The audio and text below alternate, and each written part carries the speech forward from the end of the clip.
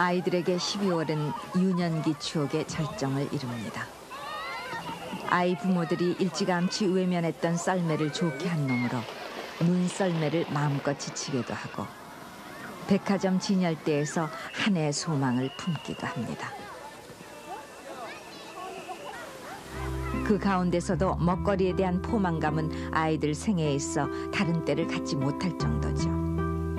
피자, 햄버거, 돈가스. 이미 김치를 가장 싫어하는 음식으로 꼽은 저 아이들에게 피자 따위가 밥 대신 주식의 자리를 잡은 지는 그리 오래지 않습니다.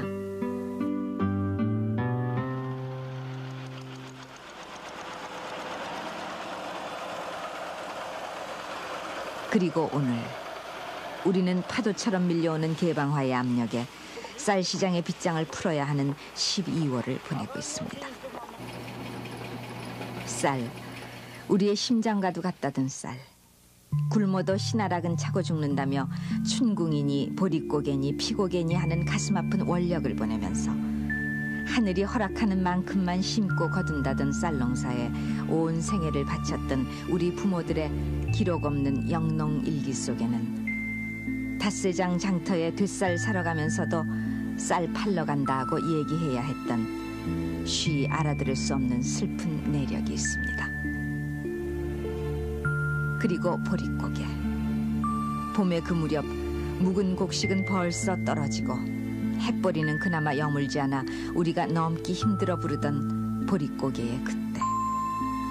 그래서 대감문 앞이나 살인마다 빈 깡통을 들고 서서 밥 좀 달라고 외쳐대던 우리들의 애처롭던 변성기. 그리고 그 어느 무렵 성족이나 유행기와 함께 악수하는 표지가 붙은 구호미를 따라 줄을 서야 했던 우리들 남누가 더 갈데없던 행렬. 우리가 그 속에서 살아왔습니다. 그러나 많은 것을 잊고 사는 우리는 또 잊을 겁니다. 10년, 20년 후 칼로스 쌀 저녁을 먹으면서 여주 2000쌀 김제쌀을 고집하던 우리의 울분을 잊을 테고 쌀이 우리 심장이니 우리 삶의 주인이니 하는 말을 고사로 떠올릴 테지요. 쌀에 관하여 쌀이 우리 삶의 주인이던 그때를 아십니까?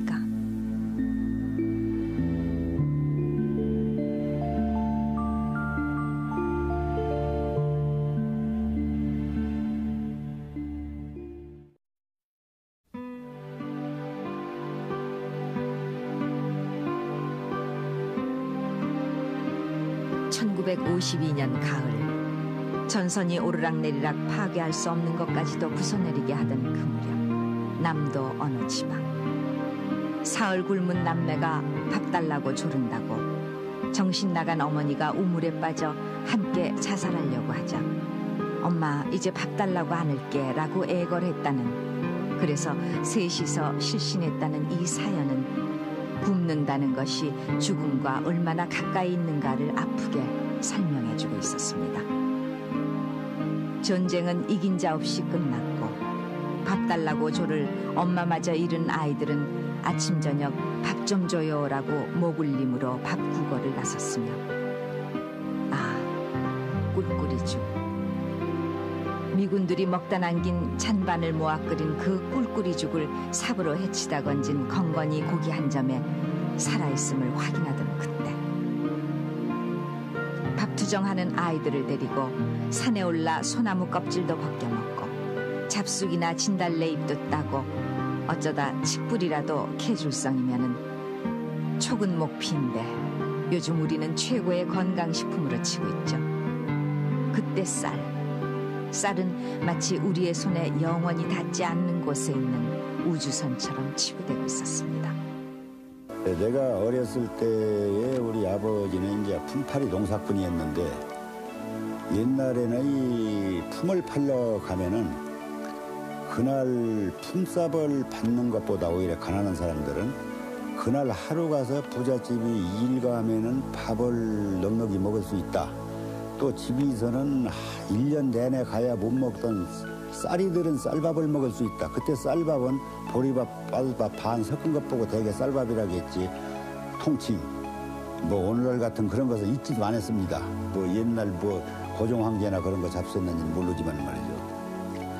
이제 그때는 이 일꾼들의 뒤에는 그 마누라도 있고 자식들이 많습니다. 그래서 그 자식들을 그때는 점심때에 와서 데리고 가서 밥을 먹이는 수가 많이 있었어요. 그러니까 아버지가 한번 일 간다 하면 그 집 자식들이 전부 환호성을 지릅니다. 그날 점심만은 이제 가서 좀 아버지 덕분에 좀 한번 얻어먹겠다. 1953년 그해 보릿고개 3년에 북망산천 넘어간다는 말대로 2천만 인구 가운데 200만 명이 굶고 있었으며 굶어 죽은 사람만 140명, 또 다른 140명은 스스로 목숨을 끊었습니다. 그해 8월 모든 것이 임시라는 머릿말을 이고 있던 그때 임시 수도 부산. 요즘도 얼빠진 사람들이 즐겨 먹는다는 캘리포니아 쌀이 성조기 포장을 한 채 구호미로 보내져 왔습니다. 대통령과 총리 등 높은 사람들이 참석한 가운데 벌어졌던 구호미 인도식. 쌀은 을의 가마니에 담는 것이라고 여겼던 우리에게 처음 선을 뵌 포대쌀은 그 자체로 부자나라 미국의 위용이었고, 그 위에 캘리포니아 라이스란 또렷한 글씨가 우리에게 알 수 없는 남루를 입혔더랬습니다. 그리고 우리는 그 구호미 배급소 앞에 끝도 없는 행렬을 지었으며 그 구호미 앞에서는 친척이나 친구조차 성가시다는 생각도 떠올렸습니다. 그날 우리는 몇 해 만인가 말 그대로 한 식구가 돼 밥상을 받습니다. 커다란 양푼에 고봉으로 밥을 담아 밥 한 술 수저로 뜨고 간장 한 번 찍고 또 한 술 뜨고 된장 한 번 묻히고 말 건넬 겨를 없이 밥그릇을 비웠습니다.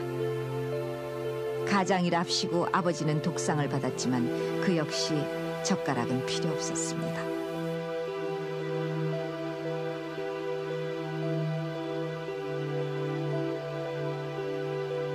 그러나 그 구호미가 구제한 우리들 가난은 티끌에 불과했습니다. 여전히 쌀 농사는 1000만 섬을 넘지 못했으며 땅심도 여려져 한마지기 논에서 나락 2섬 건지기도 벅찼습니다. 남의 논밭 품앗이라도 해서 얻어온 대박쌀과 보리는 며칠 못 가 바닥이 났고, 마을을 돌며 산의 나무를 해다 팔거나 뎁쌀이며 대빗자루를 엮어 장에 내다 팔아 겨우 지전 몇 장으로 한 끼를 때우면 그것으로 그만이었고, 한 줌 대박쌀이나 보리에 산에서 캐온 쑥을 넣어 죽을 끓이기 시작하면 우리들은 부엌 가마솥을 떠나지 못했습니다. 또 마실을 다녀온 우리가 부엌에 들러 열어보곤 했던 솥은 언제나 비어있기 일쑤였고, 어머니는 어머니대로 도대체 뭐가 남아있을 리 없는 빈 장독 옆을 서성이다 헛간에서 쓸어모은 벽실을 까불어 한 끼의 연명을 하는 것으로 하루해를 넘겨야 했습니다. 추수의 때 가을은 더 혹독했습니다.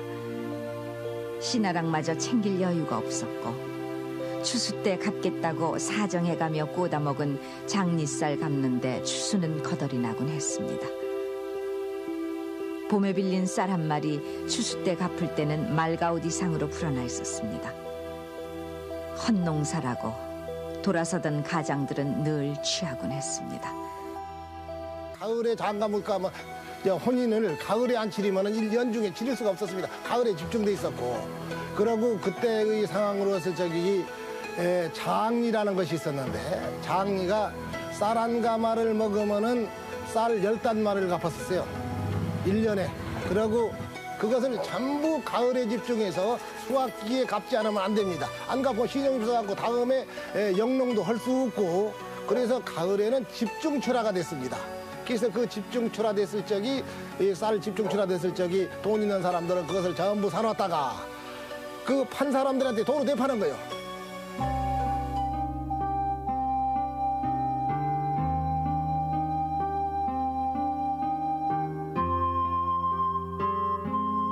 그 피폐했던 삶에 실속 없던 위안은 장날이었습니다. 그 장날, 우리들의 가장 큰 바람은 쌀이었습니다. 밤을 새워 쌀을 살 수 있는 것들을 마련해야 했죠. 잡곡 몇 대, 남새 몇 구러미를 꾸려 새벽길을 걸어 장터에 닿으면 이미 신장로까지 넘쳐난 난장이 펼쳐져 있었습니다. 죽음과도 같았던 굶주림의 경험은 곡기를 위해서는 곡식 아닌 모든 것을 내다 팔게 했고, 그런가 하면 아까운 쌀 2-5대 내다 팔고 다른 것들을 사들이려는 장판을 벌이게 했습니다. 우리 어머니들은 그때부터 쌀을 사러 가면서 쌀을 팔러 간다라고 말하기 시작했습니다. 쌀을 사기 위해 모든 것을 팔러 간다라는 온전한 말에서 사기 위해서와 모든 것이 생략된 슬픈 사연을 지니게 된 것이죠. 어머니들은 그 장터에서 오래 잊었던 친정언저리 사람들을 만나곤 했습니다. 그만큼 오래전 일인 순대 몇 점과 시래기 국밥 한 그릇 놓고 난리통에 안타까웠던 친정 안부를 목매어 묻다간 곱살미며 풀떼죽을 먹고 있을 식구들 생각에 화들짝 죄지은 듯 놀라곤 했던 그때, 어머니들은 역시 구호품으로 빚은 밀가루 붕어 풀빵 몇 개를 사들고 쌀을 팔아 그 먼 길을 돌아오곤 했습니다.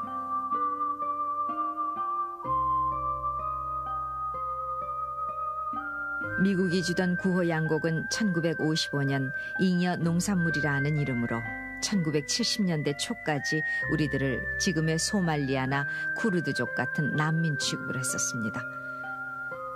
남아돈다는 이름의 잉여 농산물, 미공법 480호라고도 했고 PL 480이라고도 불리우던 그 잉여 농산물 쌀 가운데는 우리가 알람미라고 부르던 찰기가 전혀 없어 젓가락으로는 집을 수 없어 풀풀 날리곤 하던 긴 모양을 한 캘리포니아 쌀도 있었는데 베트남 쌀 모양과 같다 해서 알람미로 불렀습니다.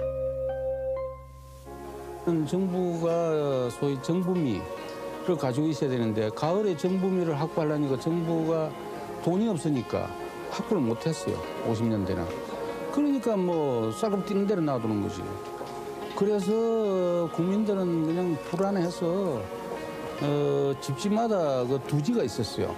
그 나무로 만든 이 저 쌀통. 지금도 아마 골동품으로 가지신 분이 있을 거예요. 근데 그 큰 두지는 2가마이가 들어가고 우리 집 거는 1가마이 반 내가 결혼식 때. 그 내가 그때 53년에 결혼했는데 제일 중요한 게 농담에 그 두지 해가지고 그 쌀 그 사놓는 거예요. 쌀값 하도 뛰니까. 그래서 이제 월급쟁이가 그때 이제 쌀 2가마에 두지에 넣어놓은 사람은 내년 5월 달에 괜찮고 그거 안 넣는 사람은 뭐 월급 다 나가는 거지, 그 인플레에 대해서.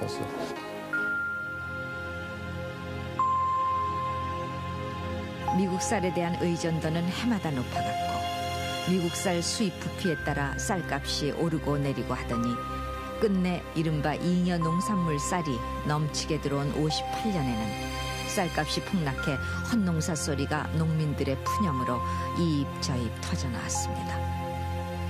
급기야 그 이듬해 쌀이 수출됩니다. 유구 오키나와로의 쌀 수출. 한편으로는 수입하고 다른 한쪽으로는 수출하고 그 허망한 역사상 최초라는 쌀 수출이 기록됩니다. 농업국으로 이름난 우리나라의 쌀이 오키나와에 있는 유구로 수출되었습니다.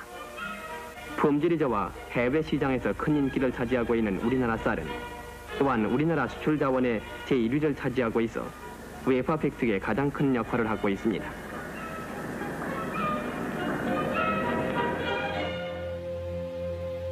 비록 끝없는 가난의 옥죄임이었지만 농사는 곧 삶이고 땅은 생명이었습니다. 농사철에 하루 쉬면 겨울에 열을 굽는다고 모내기 김매기에 눅신거리는 허리를 펼 수 없던 농민들. 그러나 전쟁이 핥히고 간 땅심은 좀처럼 살아나지 못했습니다. 흥남 비료 공장이 북쪽에 갇혀지고부터 원조로 들여온 비료나 스미도모 같은 상인들이 수입해온 비료값은 금값이 됐고 비료 없이는 잃어버린 땅심을 되살릴 수도 없었습니다. 50년대 말 충주 비료가 세워지고 67년 한국 비료가 준공되긴 했어도 비료 갈증은 쉬 풀리지 않았습니다. 가난한 정부는 비료 대신 퇴비라고 퇴비 증산을 구호로 내걸어 시골 헛간 벽이나 토담에는 퇴비 증산의 구호가 어지러웠습니다. 땅은 점점 척박해져 갔고 한 해 걸러 홍수, 두 해 걸러 닥쳐든 가뭄으로 농심이 펴질 날이 없었습니다. 소나무 껍질이 먹거리였고 솔가지가 땔감이 되던 시절이었으니 민둥산에서 흘러내린 토사가 강바닥을 메우니 가뭄 홍수가 당연할 수밖에 없었죠. 57년 낙동강 범람, 59년 태풍 사라, 60년 큰 가뭄, 61년, 62년, 63년 다시 수해, 그리고 65년의 봄 가뭄과 여름 홍수, 66년 물난리. 그 10년 동안 무사했던 해는 58년과 64년 두 번뿐이었습니다. 그때마다 우리 가슴을 파내던 이 얘기, 전량농가. 1956년 봄 전국에서 식량이 떨어진 농가는 무려 33만 가구나 됐고 초근 목피를 구하기도 힘든 지경이었습니다. 우리 친구들 같은 반 아이들 그 별명이 따로따로 있었어요. 술꾼을 못 거니 술찌개미 있죠.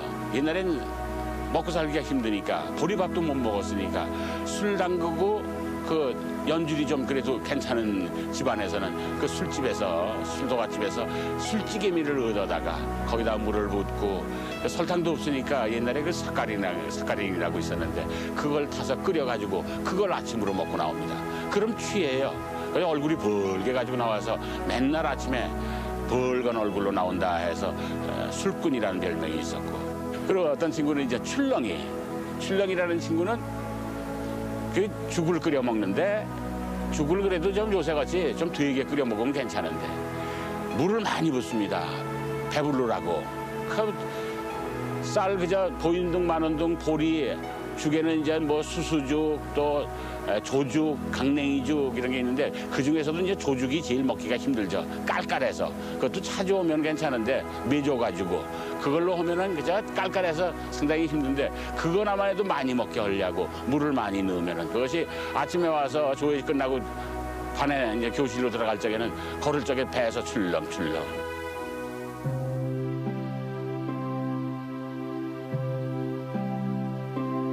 권농인. 아직도 우리 달력 5, 6월 그 어디쯤엔가 부끄럽게 숨어있어 한때 을에 대통령의 모내는 모습이 등장하곤 했던 권농일이 그때도 있었지만 어려운 식량 사정에다 척박하다지만 부칠 논마지기마저 줄어들자 농촌을 떠나는 사람들이 늘어나고 있었고 그때 그린 이 만화 몇 장면, 이농 현상은 조금 더 수그러들질 않아 1950년대 1400만 농민이라는 말이 지금 600만 농민이라는 말로 줄어들었습니다. 농민의 아들임을 내세워 잘 사는 농촌을 만들자고 나선 박정희 정부의 제3공화국은 국정지표를 증산, 수출, 건설로 삼았는데 그 첫째가 증산이었습니다. 오로지 식량 자급, 그 목표 하나를 위해 온 나라가 열병을 앓았죠. 경지정리, 산림녹화, 사방공사, 우물파기, 보리밟기, 객토증진, 농협촉진, 그리고 새마을운동. 갖가지 운동과 캠페인이 벌어졌고 모범부락, 시범마을, 증산왕, 새농민상, 농촌 후계자 등 수도 없는 상과 표창이 주어졌고 귀농정착민이라고 해서 도시 실업자들을 반강제로 농촌에 내몰기도 했으며 거지와 깡패들에게 자활개척단 옷을 입혀 오지개간에 투입하기도 했었습니다. 버려진 야산들이 계단논으로 바뀌고 이모작, 삼모작 실험도 진행됐지만 그러나 식량 자급의 길은 멀기만 했고 가뭄에 홍수가 겹쳐 큰 흉년이 들었던 63년에는 대만쌀까지 들여와야 했습니다. 식량 사정의 완화를 위해 정부가 적극 서둘러 오던 대만쌀 2만 1,000톤 중 제1차로 4,300톤이 인천항에 입하되었습니다.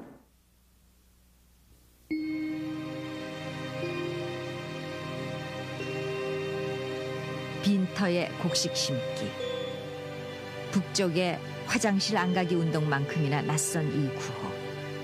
힐을 신고 넥타이맨 공무원들이 중앙청 앞뜰에 콩을 심고 있습니다. 그런가 하면 농촌에서는 리어카가 선진 농기구라며 62년에 크게 권장됐고 63년 탈탈이 경운기가 모습을 드러냈으며 67년 농민올림픽의 경기 종목은 가마니 짜기와 새끼꼬기 그리고 소쟁기질이 고작이었으며 62년에 국제박람회에는 발로 젓는 양수기가 출품되기도 했죠. 증산은 뜻만큼 이루어지지 않았고 소비를 줄일 수밖에 없었습니다. 절미운동.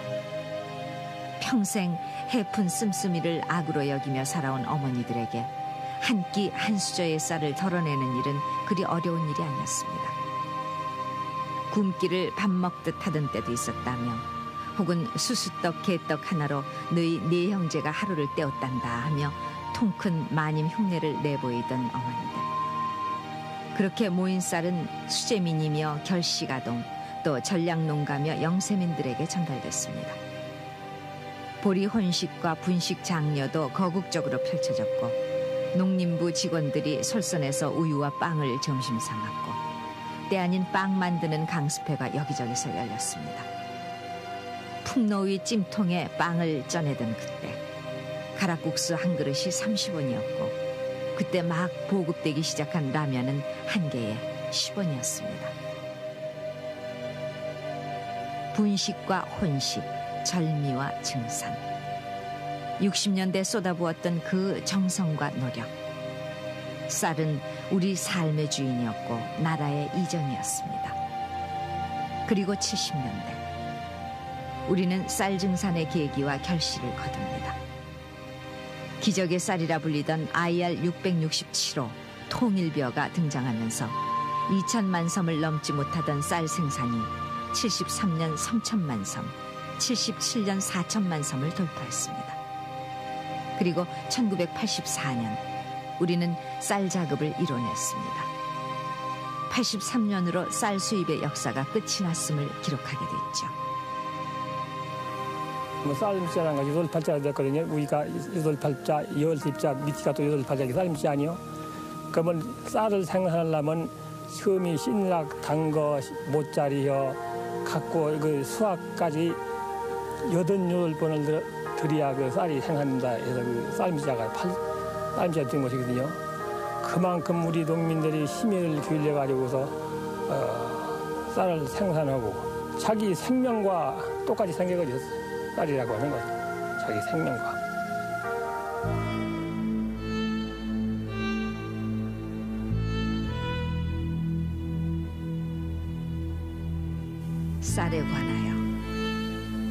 쌀에 관하여 우리는 머지않아 많은 것을 잊게 될 터이죠.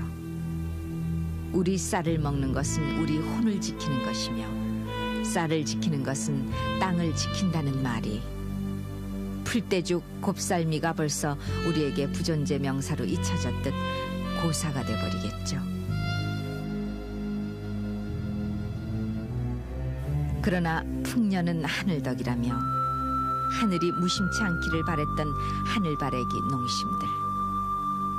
여린 땅심은 썰해질보다 손심이 제일이라며 땅을 어루만지던 고난의 손마디. 쌀 팔러 다니며 가난의 짓눌림에 굽은 허리 어머니들. 그리고 떠나는 젊은 농사꾼을 붙들지 못하고 돌아서는 늙은 농부의 가슴엔 쌀에 관하여 이 밤 곡간시 나락의 작은 소리, 그 지나온 한이 강물되어 흐릅니다. 그때를 아십니까?